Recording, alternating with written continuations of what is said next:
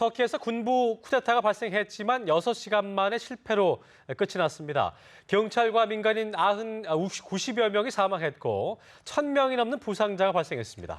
지금 터키에서는 대대적인 체포 작전이 벌어지고 있다고 하는데 자세한 소식 보도국 연결해 들어보겠습니다.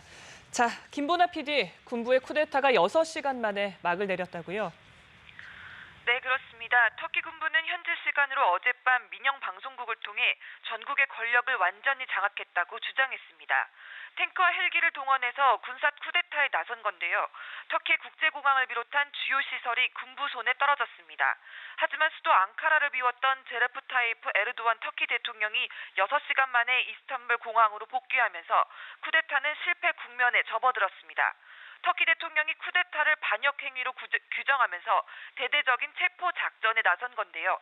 현재까지 1,500명이 넘는 인사들이 체포된 것으로 전해졌습니다. 쿠데타 과정에서는 경찰과 민간인 90여 명이 사망한 것으로 전해졌는데요.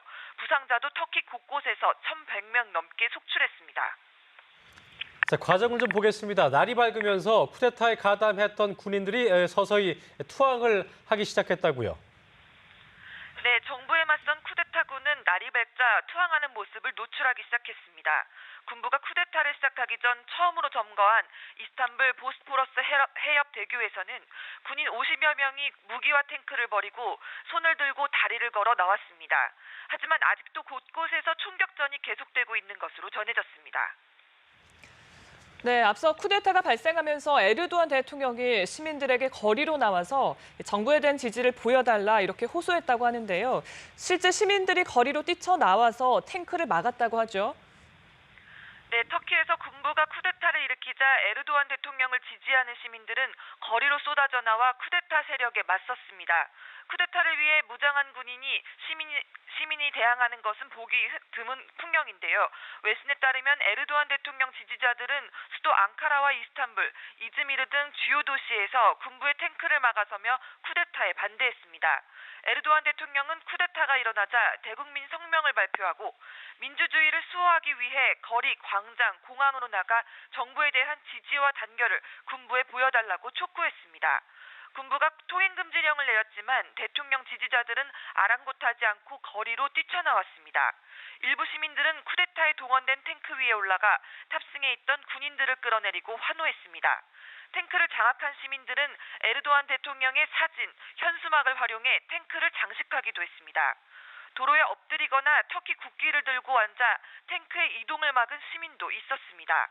로이터 통신은 목격자를 인용해 정부 지지자들이 쿠데타에 동참한 군인들을 공격하기도 했다고 보도했습니다.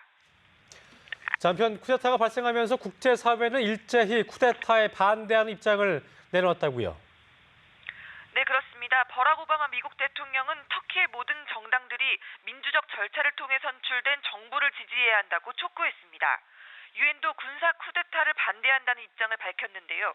반기문 유엔 사무총장은 군부의 국정 개입을 용납할 수 없다며 터키가 조속히 평화롭게 민간 통치로 돌아가야 한다고 성명을 통해 촉구했습니다. 북대서양 조약기구 나토도 같은 취지의 입장을 표명했습니다. 나토는 안정과 자제를 촉구하며 터키 민주정부와 헌법을 전폭적으로 존중한다며 터키는 나토의 중요한 동맹국이라고 강조했습니다. 유럽연합 지도부도 터키는 유럽연합의 핵심적인 파트너라며 유럽연합은 민주적으로 선출된 터키 정부를 지지한다고 밝혔습니다. 네, 한편 군부가 쿠데타를 시도할 당시 수도 앙카라의 상황은 어땠다고 전해지고 있습니까? 네, 목격자들에 따르면 수도 앙카라의 거리에 탱크가 배치됐고 총격전이 벌어졌다고 합니다. 폭발음이 들린 데 이어 국영 방송 송출도 한동안 중단됐다고 하는데요. 이스탄불 경찰본부 근처 등 시내 곳곳에서 총성이 들렸고 군용 제트기와 헬리콥터가 도시 상공을 저공 비행했습니다. 앙카라 시내에는 인적이 완전히 끊겼습니다. 이스탄불에서는 터키군이 시민에게 발포해 유혈 사태가 벌어진 것으로 알려졌습니다. 수도 앙카라의 국회의사당을 헬기가 폭격했다는 소식도 있었습니다. 앙카라 상공에서는 터키 전투기가 쿠데타 세력의 군용 헬리콥터를 격추한 것으로 전해졌습니다. 쿠데타가 실패로 돌아간 상황에서도 앙카라에서는 총격이 계속되고 있다고 합니다. 터키 주재 한국 공관은 교민들에게 외출을 자제하라고 당부한 상태입니다. 자, 터키에서는 쿠데타가 이번이 처음은 아닌 것으로 알고 있는데요. 과거에도 군부의 쿠데타가 있었지요. 네, 터키 군부는 1960년 이후 4차례 쿠데타를 일으키고 권력을 민정에 이양했습니다. 1997년에는 헌법재판소에 압력을 행사해서 정부를 와해시킨 적도 있었는데요.